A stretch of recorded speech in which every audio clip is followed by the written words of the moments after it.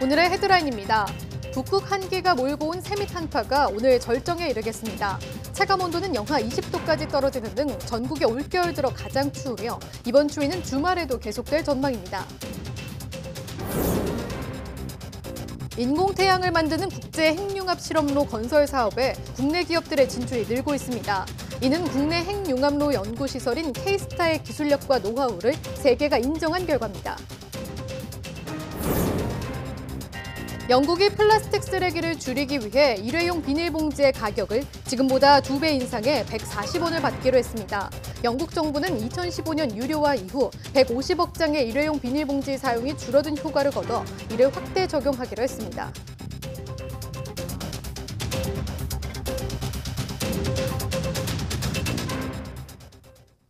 시청자 여러분 안녕하십니까? 12월 28일 금요일 사이언스투데이입니다. 세밋 한파가 절정을 이루면서 오늘 아침 영하 15도 안팎의 동장군이 맹위를 떨쳤습니다. 기상청은 북극 한기가 한반도를 뒤덮고 밤사이 복사냉각 현상이 겹치며 기온이 크게 떨어졌다고 밝혔습니다. 화천 광덕산 기온이 영하 23.8도까지 내려간 것을 비롯해 철원 영하 18.6도, 서울 영하 14.4도, 대전 영하 11.1도, 광주 영하 6.6도, 부산 영하 7.1도로 전국이 올겨울 들어 가장 추웠습니다. 한파 속에 대설특보가 내려진 서해안과 제주 산간에는 최고 20cm의 눈이 더 내릴 전망입니다.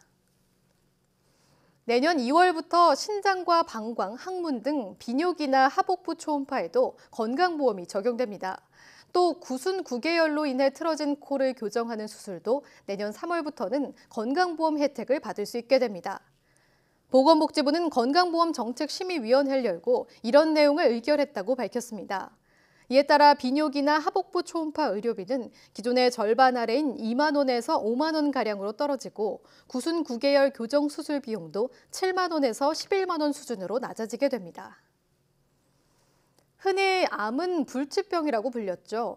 그러나 이 불치병이라는 말도 옛말이 될 것 같은데요. 암 환자 3명 가운데 2명은 5년 이상 생존하는 것으로 나타났습니다. 남녀 전체에서 가장 많이 발생하는 암은 위암이었습니다. 김정혜 기자가 보도합니다. 암 환자는 계속 늘고 있습니다. 국가암 등록 통계 분석 결과 2016년 신규 암 환자 수는 22만 9천여 명으로 전년보다 12,000여 명 증가했습니다. 확진 뒤 현재 치료 중이거나 완치된 유병자 수는 174만 명으로 국민 29명 가운데 1명꼴이었습니다. 반면 생존율도 크게 높아졌습니다. 제1기 암정복 10개년 계획 시행 이전인 1993년부터 95년까지 41.2%였던 생존율이 최근 5년 사이 70.7%로 크게 올랐습니다. 5년 넘게 생존한 암 환자도 전체 암 유병자의 절반을 넘었습니다. 생존율이 높은 암은 갑상선암, 전립선암, 유방암이었고 낮은 암은 간암, 폐암, 췌장암이었습니다. 남녀 전체에서 가장 많이 발생한 암은 위암이었습니다. 여성만 놓고 보면 유방암이 1위로 2005년 이후 11년간 1위였던 갑상선암을 밀어냈습니다. 무분별한 검진과 과잉 진단 논란으로 갑상선암 확진이 주춤한 사이 유방암은 꾸준히 증가했기 때문으로 보입니다.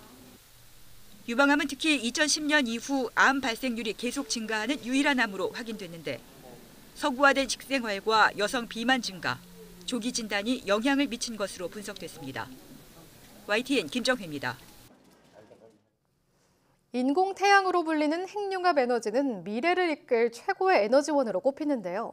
선진국을 주축으로 진행되고 있는 이터, 즉 국제 핵융합 실험로 건설 사업에 국내 기업들의 진출이 활발하게 이뤄지고 있습니다. 이정우 기자입니다.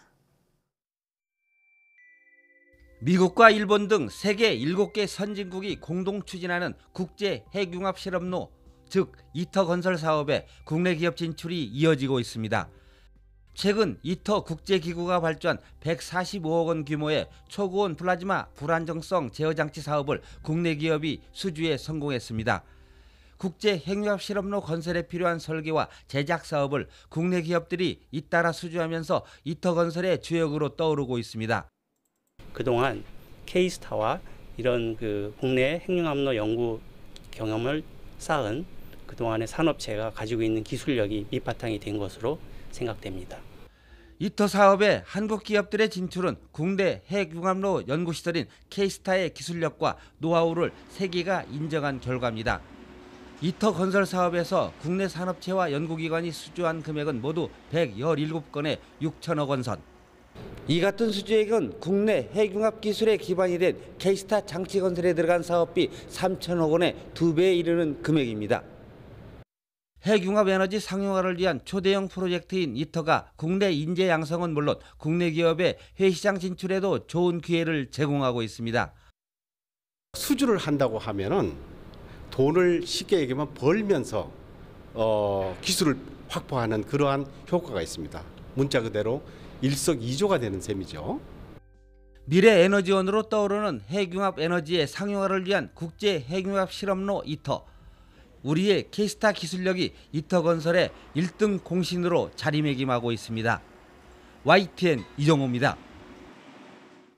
영국 정부가 환경에 치명적인 플라스틱 쓰레기 감소를 위해 일회용 비닐봉지 가격을 인상하고 학교 내 플라스틱 용품 퇴출에 나서기로 했습니다. 마이클 고브 환경장관은 이와 관련해 비닐봉지 유료화 정책 확대를 협의하고 있다고 밝혔습니다. 정부가 검토 중인 방안에 따르면 오는 2020년부터 모든 유통업체에서 일회용 비닐봉지를 10펜스, 약 140원을 받고 제공해야 합니다. 앞서 영국 정부는 2015년 10월부터 250명 이상을 고용한 대형마트는 일회용 비닐봉지를 5펜스, 약 70원을 받고 판매하도록 했습니다. 영국 정부는 2015년 유료화 이후 150억 장의 일회용 비닐봉지가 덜 사용되는 등 효과를 거두고 있다고 판단해 이를 확대 적용하기로 했습니다. 현재 영국 중소형 마트 등 소규모 유통업체에서는 연간 36억 장의 일회용 비닐봉지가 사용되고 있습니다.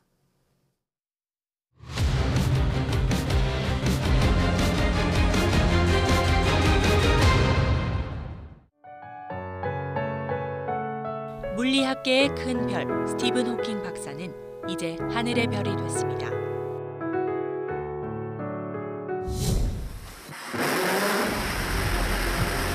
신기한 이 A호가 우주 궤도에 안착했습니다.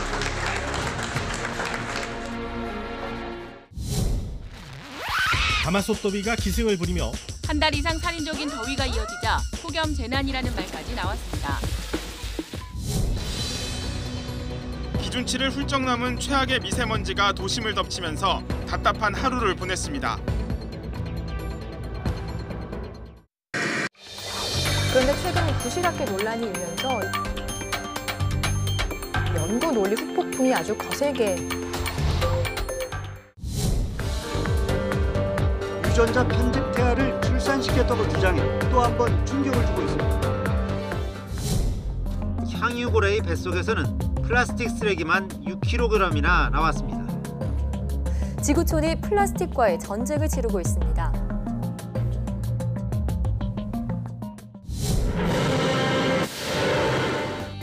이른바 꿈의 통신으로 5G 시장을 선점하기 위해 전방위적인 지원에 나섭니다.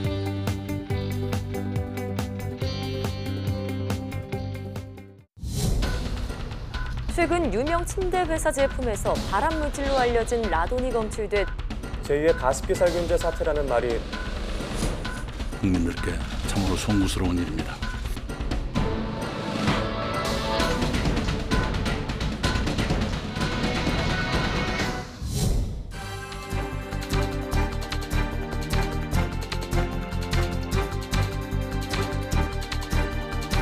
엔진 점화, 발사. 75톤급 액체 엔진 시험 발사가 성공적으로 마무리되면서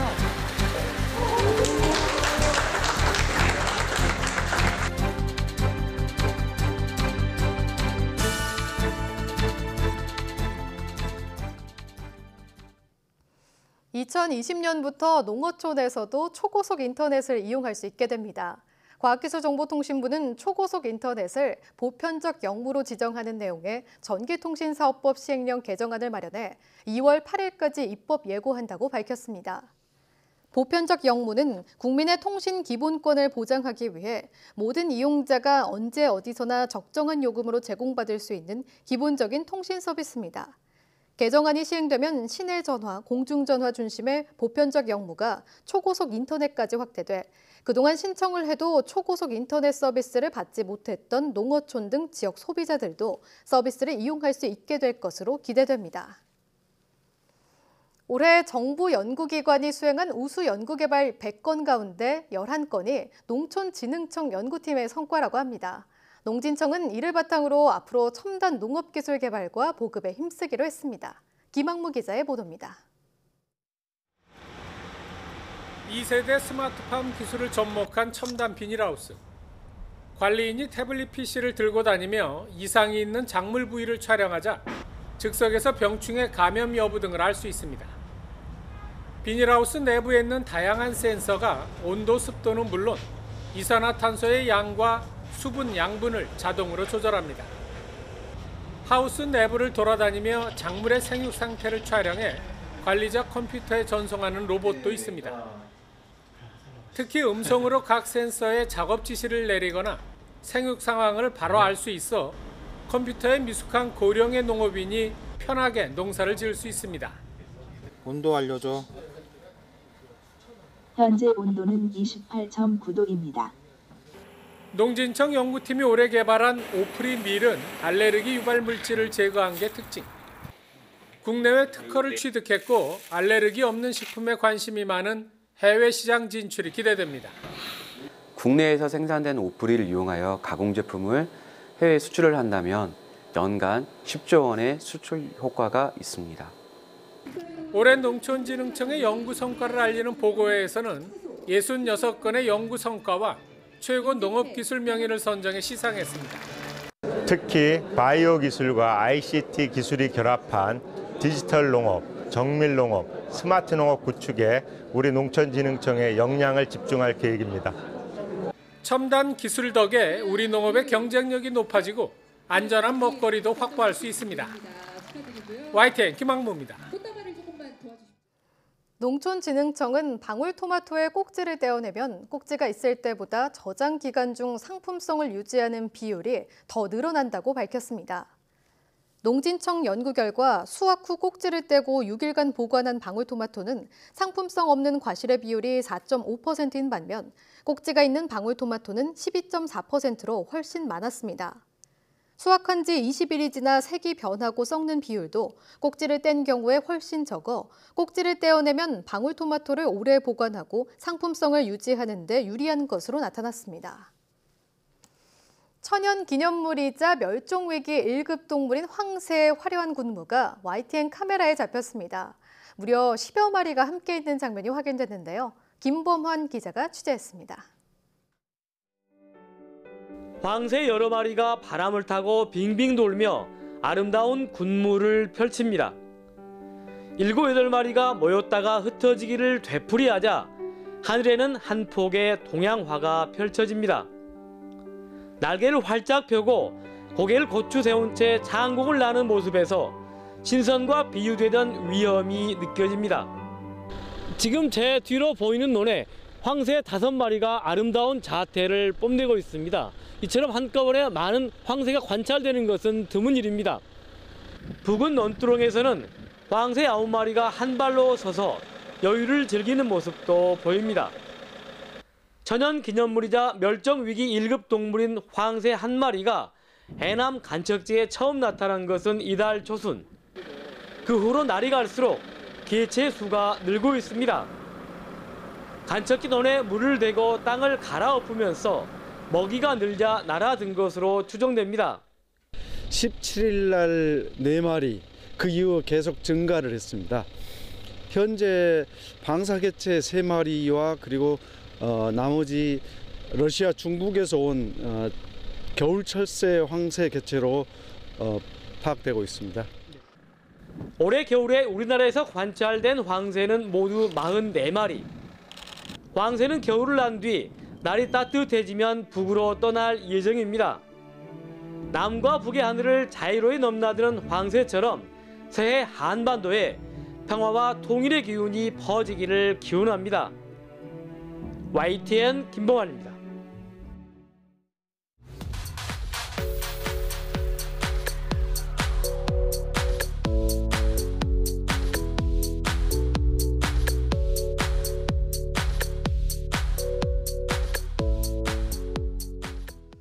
다가오는 2019년 새해는 황금 돼지의 해인데요. 많이 먹는 동물로 알려진 돼지가 실제로는 사료를 아무리 많이 줘도 일정한 양만 섭취하며 더 이상 먹지 않고요.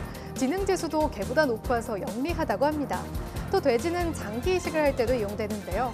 오늘 오후 4시 사이언투데이에서는 인간과 가까운 돼지의 특성에 대해서 취재 기자와 함께 자세히 알아보겠습니다. 오후도 많은 시청 바랍니다. 함께해 주신 여러분 고맙습니다.